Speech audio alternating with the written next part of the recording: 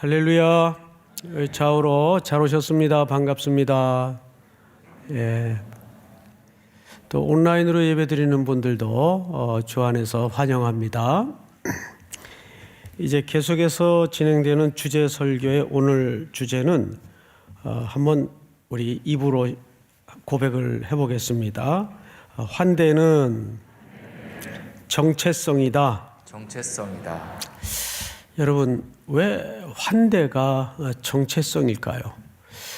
그리고 지금 팬데믹 기간 동안에 2년 동안 거의 이 주제는 우리의 이성 속에 또 마음 속에 깊게 새겨질 정도로 우리 삼일교회 강단에서 아주 반복해서 자주 거의 매주 강조되는 주제이기도 합니다.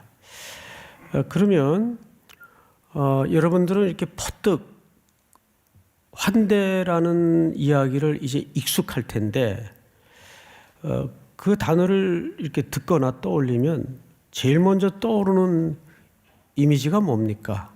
환대. 그저 환대야 누굴 도와주고 후하게 대하고 또 구제하는 거 아니겠는가?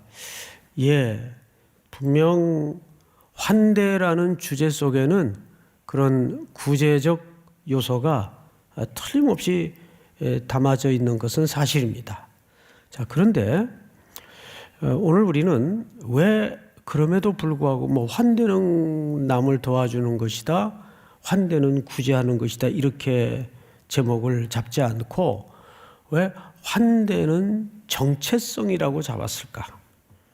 그리고 이 정체성이라는 단어는 과연 우리에게 뭘 다시 환대라는 기본 인식을 뛰어넘어서 새로운 환대의 의미에 대해서 눈을 열게 하고 싶은 걸까? 그 부분을 오늘 좀 더 본질적인 이야기를 좀 나누도록 하겠습니다.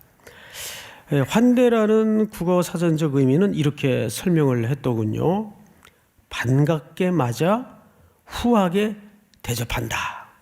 반갑게 맞아 후하게 대접한다.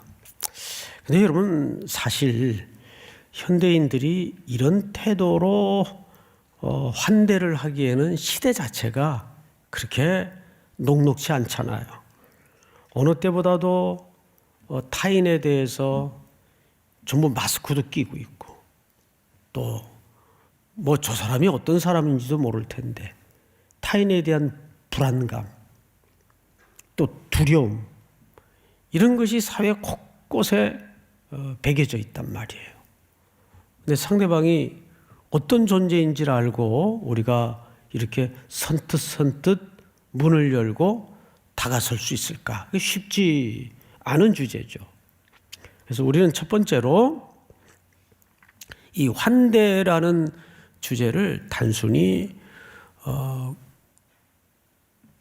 구제라는 공식을 좀 뛰어넘는 더 본질적인 접근이 필요한데, 환대라는 것은 정확히 사람을 대하는 태도입니다. 누군가를 돕는 것도 환대지만은 그거를 훨씬 뛰어넘어서 환대는 사람을 대하는 뭐라 그랬죠? 태도예요. 그게 진짜 환대예요. 성경은 사실 환대라는 주제에 대해서 그것을 얘기하고 있습니다. 보통 마가복음이나 마태복음은 예수님의 첫 시작을 이렇게 설명을 했어요. 회개하라. 뭐가 가까웠느니라? 천국이 가까웠느니라. 그런데 유독 공감복음 속에서 오늘 본문으로 채택된 누가만은 예수님의 사역의 시작을 전혀 다른 색채로 시작을 알립니다. 그것이 오늘 본문이에요. 자, 이제 성경으로 눈을 돌려서 우리 보도록 하십시다. 누가복음 4장 16절을 보세요. 예수께서 그 자라신 곳 나사렛에 이르사 안식일에 늘 하시던 대로 그 예수님도 안식일을 지키셨고 또 회당에 가셔서 가르치기도 하시고 또 예배도 드리곤 하셨던 것 같아요. 늘 하시던 대로 회당에 들어가서 성경을 읽으려고 어떻게 하셨어요? 쓰셨어요. 우리도 성경 읽을 때는 다 일어나죠. 그게 성경적이에요. 하나님의 말씀을 이제 받는 시간이란 말이에요. 근데 위에서 무언가를 그것도 어마어마한 주의 말씀을 주시는데 우리가 떡하니 앉아가지고 받는 건 그건 예의가 아니겠죠. 기본적으로 예수님이 말씀을 읽으시기 위해서 말씀을 받기 위해서 일어서셨어요. 그리고 성경을 또 보십시다. 선지자 이사야의 글을 드리거늘 책을 펴서 이렇게 기록된 데를 찾으셨어요. 선지자 이사야의 글이 있는 두루마리를 펼치셨겠죠. 그리고 어디를 찾았는가 하면 바로 이사야의 글, 우리가 지금 누가복음에는 18절, 19절로 표기되어 있는데 주의 성령이 내게 임하셨으니 이는 가난한 자에게 복음을 전하게 하시려고 내게 기름을 부으사. 기름을 붓다라는 말은 이것이 바로 메시아라는 뜻입니다. 메시아라는 말이 기름을 붓다. 이걸 또 헬라말로 바꾸면 그리스도, 크리스토스라고도 부를 수가 있죠. 기름을 부으시고 나를 보내사 포로된 자에게 자유를, 눈먼 자에게 다시 보게 함을 전파하며 눌린 자를 자유롭게 하고.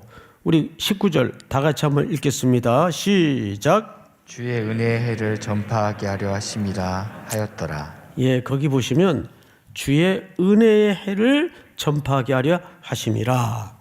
자, 이 원본을 좀 우리가 한번 볼 필요가 있는데 이사야 61장의 글입니다. 원본을 좀 띄워주세요. 네, 1, 2절인데 제가 읽어드리겠습니다. 주 여호와의 영이 내게 내리셨으니, 여기도 누가복음에서는 성령이 임했다고 되어 있죠. 여기서는 여호와의 영이 내게 내리셨으니 이는 여호와께서 내게 기름을 부으사. 메시아라는 말이 여기서 나와요. 가난한 자에게 아름다운 소식을 전하게 하려 하심이라 나를 보내사. 나를 보내사. 그러니까 이 말은 이제 오실 메시아를, 기름 부음을 받은 자를 예언하는 이사야의 예언이죠. 마음이 상한 자를 고치며 포로된 자에게 자유를, 갇힌 자에게 노임을 선포하며. 2절을 보십시다. 여기 또 나오죠. 여호와의 은혜의 해. 누가복음에도 나와요, 안 나와요? 예, 나오죠. 여호와의 은혜의 해와 우리 하나님의 보복의 날을 선포하여 모든 슬픈 자를 위로하되. 이렇게 돼 있어요. 자, 여기 가장 중요한 단어가 은혜의 해라고 소개합니다. 예수 그리스도께서 이 땅에 보내시고 그 임하셔서 누가복음에서는 예수님의 사역을 시작할 때 드디어 뭐가 시작이 됐다는 거예요? 은혜의 해가, 은혜의 때가 시작이 됐다는 거예요. 그럼 여기 은혜의 해라는 말이 도대체 무슨 말일까? 이 말이 정확하게 원문적으로는 환대입니다.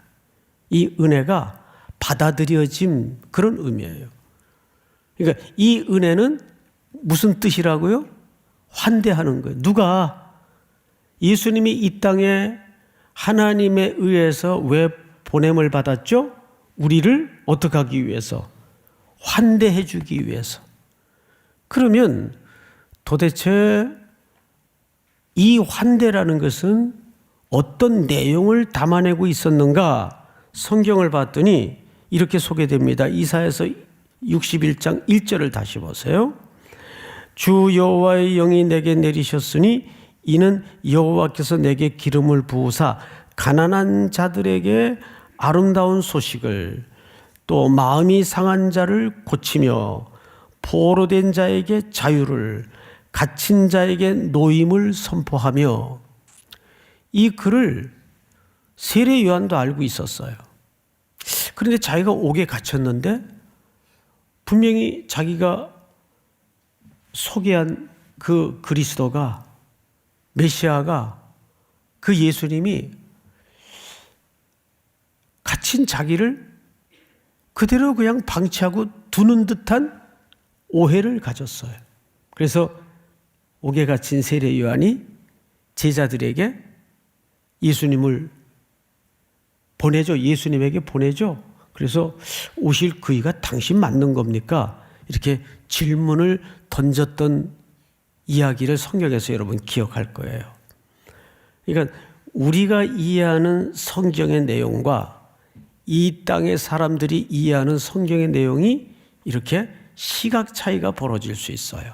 자, 오늘은 그 요한의 문제가 주제가 아니니까 살짝 비껴가기로 하고, 그러면 여기 은혜의 해라는 말이 어디에 또 나오는가? 놀랍게도 이사야서 전체의 주제이기도 합니다. 우리 이사야서 한 군데를 더 볼까요? 예. 다음 이사야서를 좀 띄워주세요. 이사야서 49장.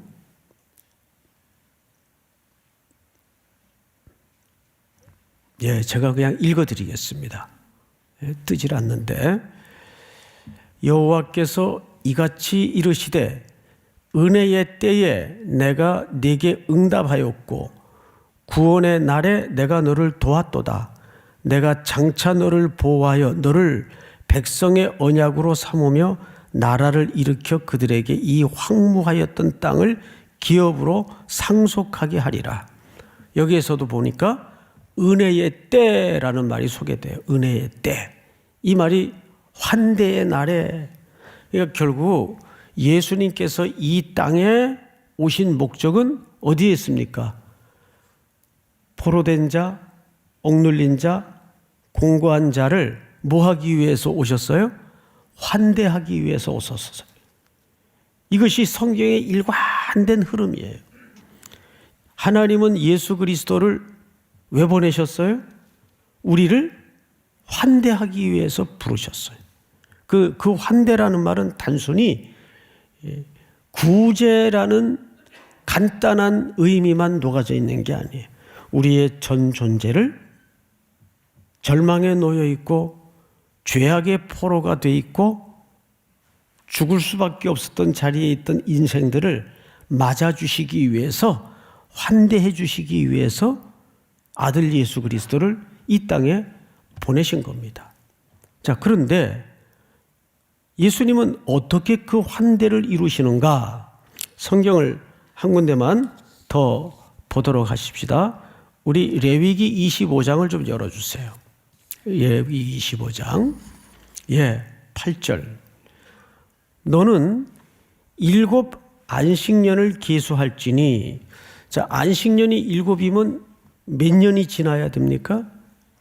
49년이 지나야 돼요. 그러니까 7이 겹치는 해니까 49년째는 큰 안식년이에요. 그래서 이것을 다른 안식년과 똑같이 지낼 수가 없어서 큰 겹쳐지는 안식년이니까 다음 해 플러스 1년을 해서 그 다음 해를 무엇로 지키냐면 희년으로 지켜요. 그러면 그년이란다. 죄송합니다. 네. 그 해가 이건 죄송합니다. 그 해가 무슨 해가 돼요? 희년이 돼요. 희년. 자, 너는 7 안식년을 계수할지니 이는 7년이 7번인 즉 안식년 7번 동안 곧 49년이라. 맞죠? 다음 절. 7째 달 열흘날은 속죄일이니.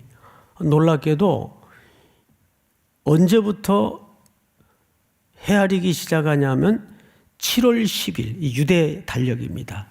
유대 달력으로 7월 10일을 속죄일이라고도 하고 대속죄일이라고도 하는데, 속죄일이니 너는 뿔나팔 소리를 내되 전국에서 뿔나팔을 크게 불지며. 자, 마지막은 같이 한번 읽읍시다. 시작. 너희는 50년째 해를 거룩하게 하여 그 땅에 있는 모든 주민을 위하여 자유를 공포하라. 이 해는 너희에게 희년이니 너희는 각각 자기의 소유지로 돌아가며 각각 자기의 가족에게로 돌아갈지며. 예, 여기 놀라운 이야기가 담아져 있어요. 안식년을 7번 헤아리는 출발 날이 7월 10일이에요. 근데 그날이 무슨 날이라 그랬죠? 대속죄일이에요. 그러니까 대속죄일은 누구의 죽음을 예표하는 그림인가 하면 어린 양의 희생과 어린 양의 죽음을 상징하는 날이에요. 근데 그날은 1년에 한 번씩 대제사장이 백성들의 죄를 속하기 위해서 희생 양을 잡아 성소 안으로 들어가는 날입니다. 그러니까 안식년은 그날부터 카운트하는 거예요. 몇 년까지? 50년째. 그래서 50년째를 뭐라 그런다고요? 희년이라 그래요. 근데 그날이 되면 너희는 50년째 해를 거룩하게 하여 그 땅에 있는 모든 주민을 위하여 첫째 뭘 공포해요? 자유를 공포해요. 이 해는 너희에게 희년이니 너희는 각각 자기의 어디로 돌아가며 그리고 어디에게로 돌아갈지며. 예, 이상하죠? 그러면 이 사람들이 자기 유업으로 분배받은 땅에서 지금 어디론가 떠나 있다는 얘기예요. 그 유업을 지키지 못하고. 자, 처음에 가나안 땅에 들어가면 그 이스라엘 백성들에게 하나님이 다 지파마다 땅을 골고루 나눠줬어요, 안 나눠줬어요? 나눠줬어요. 똑같이 나눠줬어요. 그런데 그 중에는 그 땅을, 다시 말해서 그 유업을 지키지 못하고 부득이한 형편에 따라서 다른 사람에게 넘겨야 되는 사람들이 나올까요, 안 나올까요? 나온단 말이에요. 사람의 편차가 다 다르기 때문에 그 모든 하나님이 골고루 분배한 삶의 유산들을 끝까지 붙들지 못하고 또는 여러 가지 어쩔 수 없는 정황 때문에 조상들이 물려준 유업을 끝끝내 지켜내지 못하고 다른 사람에게 넘겨주는 때가, 그러면 그것마저도 넘겨주고 삶이 어려우면 이제 뭐까지 넘겨줘야 됩니까? 자기 몸까지 종으로 팔려가는 일이 벌어진단 말이에요. 근데 여러분, 이 땅의 자본주의라는 삶의 구조를 보면 사회주의는 우리가 언급할 필요도 없고, 그런 불편한 상황들, 어쩔 수 없이 균형이 깨지는 상황들이 사람의 편차에 따라서, 우리가 저기 못 사는 나라에 태어났다고 하십시다. 그건 내 선택이 아니잖아요. 그렇게 인생을 살다 보면 부득이한 일들이 벌어집니까, 안 벌어집니까? 벌어진단 말이에요. 그럴 때 그렇게 조상들로부터 유산으로 물려받은 땅을 넘겨야 되고, 그것도 모자라면 자기 인신이 매임을 당하는 일들이 벌어져요. 이런 일들을 위해서 하나님께서 방금 레위기 25장 10절 말씀에 이렇게 소개하고 있잖아요. 한번 다시, 너희는 50년째 해를 거룩하게 하여 그 땅에 있는 모든 주민을 위하여 자유를 공포하라. 자유를 공포하라. 이 해는 이게 은혜의 해예요. 이게 환대가 시작되는 해란 말이에요. 너희에게 희년이니 너희는 각각 자기의 소유지로 돌아가며, 부득이하게 넘겨버려야 했던 조상들로부터 유업으로 물려받았던 땅으로 다시 돌아가며, 그때는 다 돌려줘야 돼요. 각각 자기의 누구에게로? 가족들에게로 돌아가며. 제가 그 공장 생활을, 고등학교 중퇴를 하고 공장 생활을 할 때 그때는 이제 사회가 뭐 온통 그렇게 힘들었어요. 그러면 이제 그런 직군들의 청소년들을 공돌이 공순이라고 그랬어요. 그러면 쭉 그 뭐 정말 짐승우리 방불한 기숙사에서 집단으로 기름때 묻혀가면서 생활을 하죠. 아, 손톱에 기름때 그거 저녁이면 칫솔로 문질러도 잘 안 빠져요. 새카매가지고 기름때, 납때 이런 게 끼어들어요. 그런 생활을 하면서 이 친구들의 1년의 유일한 희망이 뭔지 아세요? 명절 때 부모님들 옷 사가지고 고향 한번 갔다 오는 게 그 당시에는 그들의 유일한 희망이었어요. 꿈이었어요. 그때 그 광경이 평생 지워지질 않아요. 그거를 다음 명절 때까지 아이들이 차곡차곡 준비를 해요. 그래서 이 가족에게로 돌아간다는 이 그리움이 해소되는 그 눈시울이 뜨거운 광경을 보는 거죠. 얼마나 가족들이 보고 싶고 어린 아이들인데 다. 근데 성경에 놀랍게도 그런 50년째가 되면 그런 환대의 해를, 은혜의 해를 선포하셨어요. 그러니까 환대라는 것은 예수님이 우리 인생을 먼저 찾아오신 사건이에요. 그래서 환대는 단순히 누군가를 도와주는 차원을 뛰어넘어서 사람에 대한, 이웃에 대한 뭐라 그랬죠? 태도의 문제예요. 자, 성경을 한번 다시 보십시다. 레위기 25장 28절을 띄워주실까요? 그러나 자기가 물을 힘이 없으면 세상을 살다 보면 사람의 편차에 따라서 그 힘이 없는 사람들이 있어요. 근데 우리는 쉽게 네 게을러서 그렇다. 네 공부 안 해서 그렇다.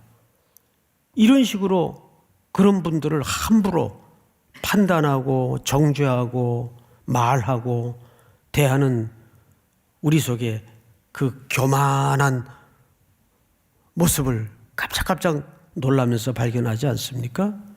근데 돌아보면 저는 어제도 이 레위기서를 읽다가 주님이 저 어둠에 던져져 있던 내 인생 속에 먼저 찾아오지 않았다면, 먼저 손 내밀어 주지 않았다면 내 인생은 어떻게 됐을까? 진짜 감사하더라고요. 그렇게 감격스러울 수가 없어요. 먼저 예수님이 나에게 찾아오셔서 나를 너른 팔을 벌려서 환대해 주시고 맞아주시고 내 속박된 모든 삶의 문제를 열어주시고 자유케 해주시는 그 환대로부터 뭐가 시작이 되었죠? 구원이 시작이 되는 거예요. 그러니까 우리 그리스도인들, 특별히 성도는 모든 삶의 영역에서 이 환대란 행하는 순종의 덕목 차원을 넘어서 이게 우리 정체성이에요. 그러니까 정체성이라는 말은 본질이라고 말이에요. 선교하는 교회가 아니라 교회는 선교적 공동체라고 말씀을 드렸어요. 환대도 똑같은 이치입니다. 우리가 환대하는 순종이 아니라 우리 존재가 환대로서 살아야 돼요. 모든 삶의 영역을. 근데 놀랍게도 하나님의 섭리는 그런 과정을 통해서 이 땅에 무엇을 만들어 가십니까? 구원의 확장과 경의를 만들어 가는 거예요. 우리가 열방을 향해서 계절마다 재정을 또는 수고를 정성을 준비해서 그 땅을 밟는 것은 사실은 뭐예요? 그 땅을 환대하러 가는 거예요. 세상의 환대는 오는 사람을 맞이하는 것이 환대의 출발 지점이겠지만 우리 기독교의 환대는 찾아가는 환대예요. 맞이하는 환대가 아니라. 믿습니까? 우리 성경 한 군데를 더 볼까요? 우리 레위기 25장 41절을 한번 보십시다. 그때는 그와 그의 자녀가 함께 네게서 떠나 그의 가족과 그의 조상의 기업으로 돌아가게 하라. 그러니까 환대는 두 가지예요. 회복과 자유입니다. 교회 공동체는 이 땅에 왜 존재하느냐? 이 환대의 역사를 위해서 존재하는 거예요. 찾아오는 나그네뿐만 아니라 이 환대가 꼭 필요한 영역과 공고한 이들을 향해서 찾아가는 교회가 되어야 합니다. 그것이 오늘날 한국교회가 다시 한번 이 땅에 내팽개쳐진 주의 영광을 회복하는 유일한 수단입니다. 믿습니까? 그것이 한국교회 그동안 수많은 은혜와 축복들을 부어주셨는데 그것을 통해서 우리는 그것을 온 땅에 아직도 이 구석구석을 들여다보면 비명소리가 들리고 고통에 신음하는 그 신음의 소리를 귀 기울여 들을 줄 아는 교회가 돼야 돼요. 영적인 제사장격인 교회가 그리스도인들이 그런 고통의 소리에 그런 피부름의 소리에 귀 기울이지 못하면 엘리 제사장 같은 결말을 맞이하게 돼요. 한 여인이 성소에 들어앉아서 울부짖고 기도를 하는데 술 먹고 주정하는 줄 알았어요. 한나야, 너 때가 어느 때인데 낮술했냐? 술 먹고 주정하는 줄 알았어요. 이게 영적으로 어두운 제사장의 전형적인 모습이에요. 오늘날 교회가 귀 닫고 눈 멀어 있으면 그런 실수를 범하게 됩니다. 항상 세상의 고통에, 세상의 약자들을 향해서 우리는 민감하게 귀를 열고 눈을 떠야 됩니다. 그게 환대의 출발이에요. 늘 눈물이 있는 곳이 성지라는 것을 잊어버려서는 안 돼요. 그래서 환대는 정체성이면서 동시에 이웃을 향한 성도들의 뭐예요? 태도입니다. 믿습니까? 마지막으로 우리 성경 한 구절을 더 보겠는데요. 히브리서 13장을 좀 띄워주세요. 형제 사랑하기를 계속하고 손님 대접하기를, 여기 대접이라는 말이 환대라는 뜻이에요. 대접하기를 잊지 말라. 이로써 무엇 중에, 자, 이 부지중이라는 말이 굉장히 중요한 키워드입니다. 부지중이라는 뜻이 뭐예요? 자기가 인식을 했다, 못했다, 못했다라는 뜻이에요. 자기가 누굴 도와줬는데 도와준 줄 몰랐다 그 말이에요. 어제도 어느 부부에게 장문의 메일이 왔어요. 토요일 아침에 이렇게 읽어봤는데 저는 조금 시간이 꽤 흘러서 기억을 못하고 있었는데 신촌에 있는 대학에 다니는 형제인데 제가 등록금을 대줬다는 거예요. 저 진짜 기억을 못하고 있었는데 그러면서 논문을 하나 보내드렸으니까 받아보시라고. 그래서 제가 이런 글을 썼어요. 저는 도와드린 기억이 없습니다. 그리고 사람은 누구를 도와줄 수 있는 존재가 아닙니다. 그저 하나님이 한 곳에 흐르게 한 것을 나누는 것뿐이지요. 우리는 그리스도 외에는 도움이라는 표현을 쓸 분이 안 계세요. 내 인생에 허락한, 또 우리 교회에 허락한 어떤 것들을 그냥 흘려보내고 나누어 줄 뿐입니다. 마태복음에도 보면 너희가 내가 갇힐 때 돌보아 주었고 헐벗을 때 옷을 입혀 주었고 줄일 때에 먹을 것을 주었다. 그랬더니 그 의인들이 뭐라 그래요? 경상도 말로 언제예? 전혀 기억을 해요, 못해요? 기억을 못해요.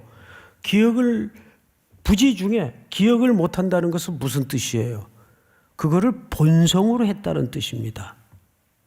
하나님의 백성된 본성으로 했다는 뜻이지 그걸 의도를 가지고 했다는 뜻이 아니에요.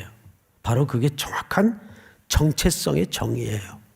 우리 성도의 라이프 스타일은 그래서 이 환대가 뭐가 돼야 돼요? 본성이 돼야 돼요. 믿습니까? 저도 돌아보면 오늘날 그저 부족하지만 송태근이라는 자연인이 하나 이렇게 만들어지기까지 전부 도움을 받고 왔어요. 1서부터 100까지 다 도움을 받고 왔어요. 성도들의 도움, 특별히 교회의 도움. 그 도움 없이는 저라는 존재 자체가 성립이 안 될 정도로 헤아려 보니까 전부 도움을 받고 왔더라고요. 거기서 구원이 이루어지고 거기에서 하나님의 은혜가 또 모아져서 또 어떤 형태로인가 흘러가는 경이로운 과정에 내가 얹어져 있더라고요. 이것이 성도의 뭐죠? 라이프 스타일이에요. 그래서 우리는 조심스럽게 4가지 결론을 한번 정리해 봅니다. 첫 번째. 환대는 이웃을 대하는 무엇이다? 태도이다. 한번 읽어보십시다. 1번 시작. 환대는 이웃을 대하는 태도이다. 두 번째, 우리의 하나님의 환대의 결과이다. 그렇죠. 우리의 구원은 하나님이 아들 예수 그리스도를 보내시어 십자가에 죽으심으로써 우리를 환대하신 결과가 우리의 구원이에요. 그렇다면 세 번째로 시작. 환대는 성도의 정체성이다. 순종의 행위보다 더 본질적인 거죠. 환대는 성도의 뭐다? 정체성이다. 마지막 4번째 시작. 교회와 성도는 환대의 공동체로서 이 땅의 자유와 회복을 가져와야 한다. 아멘. 우리 삼일교회 성도들의 환대를 통해서 아직도 이 땅 구석구석에 희망을 잃어버리고 삶의 의지를 꺾여버린 채 절망으로 살아가는 곳곳에 여러분들이 보내어지고 찾아가서 그들을 일으켜내고 그렇게 선순환의 구원의 강물이 온 땅을 살려내는 은혜의 강물로 흘러갈 수 있기를 주님의 이름으로 축원하고 축복합니다. 먼저 예수 그리스도께서 하나님 아버지께서 나를 어떻게 환대해 주셨는가를 헤아려 보십시다. 그 환대로부터 우리의 구원은 열매 맺게 되었습니다. 또 그 삶의 자리를 우리를 이 시간 소명하시고 초대하십니다. 우리 성도들의 모든 인생은 그래서 환대의 삶으로 살아내야 됩니다. 여전히 이 땅에는 돌아와야 되는 사람, 돌봐줘야 되는 사람으로 가득히 메워져 있습니다. 그곳을 향하여 주님은 이 시간도 마음을 아파하시고 눈물을 떨구십니다. 바로 그것이 우리가 밟아야 될 하나님의 성지입니다. 주님의 눈물이 있는 곳에 따라가게 하여 주시고 순종하게 하여 주시옵소서. 우리의 모든 전 인생이 그런 환대적 삶으로 정체성을 확인하는 시간이 되게 하여 주시옵소서. 우리 삼일교회가 모든 성도들이 그런 길로 기꺼이 보냄을 받도록 은혜를 새롭게 하여 주시옵소서 하는 마음으로 우리 한번 주여 부른 다음에 기도합시다.